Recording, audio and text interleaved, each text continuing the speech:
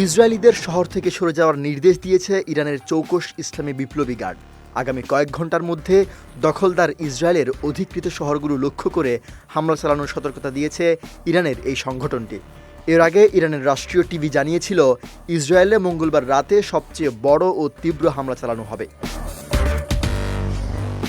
Hebrew ভাষায় দেয়া এই সতর্কবার্তায় বিপ্লবী গার্ড লিখেছে, আগামী কয়েক ঘন্টার মধ্যে ইরানি বিপ্লবী গার্ডের এরোস্পেস ফোর্স অধিকৃত অঞ্চল ইসরায়েল লক্ষ্য করে নির্ভুল হামলা চালাবে।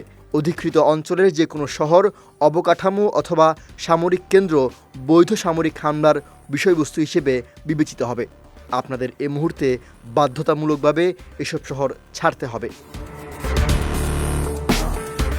এদিকে ইসরায়েল ও ইরানের মধ্যে তীব্র সংঘর্ষ অব্যাহত থাকায় চীনের দূতাবাস তার নাগরিকদের যত তাড়াতাড়ি সম্ভব ইসরায়েল ত্যাগ করার আহ্বান জানিয়েছে। সম্প্রতি চীনা দূতাবাস নাগরিকদের উদ্দেশ্যে উইচ্যাটে দেয়া এক বিবৃতিতে বলেছে, ইসরায়েলে অবস্থিত চীনা মিশন নাগরিকদের তাদের ব্যক্তিগত নিরাপত্তা নিশ্চয়তা দেওয়ার পূর্ব শর্তের ভিত্তিতে যত তাড়াতাড়ি সম্ভব স্থল সীমান্ত অতিক্রম করে দেশ ত্যাগ করার কথা স্মরণ করিয়ে দিচ্ছে। চীনের নাগরিকদের জর্ডানের দিকে যাত্রা করার পরামর্শ দিয়ে দূতাবাস আরও বলেছে, সংঘাত ক্রমশ বৃদ্ধি পাচ্ছে, অনেক বেসামরিক অবকাঠামো ক্ষতিগ্রস্ত হয়েছে, বেসামরিক হতাহতের সংখ্যা বাড়ছে এবং নিরাপত্তা পরিস্থিতি আরও গুরুতর হয়ে উঠছে।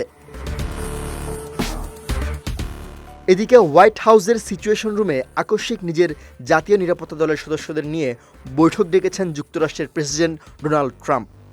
স্থানীয় সময় মঙ্গলবার কানাডায় G7 সম্মেলনে ছিলেন ট্রাম্প। সেখানে সফর সংক্ষিপ্ত করে তিনি দেশে ফিরে যাচ্ছেন।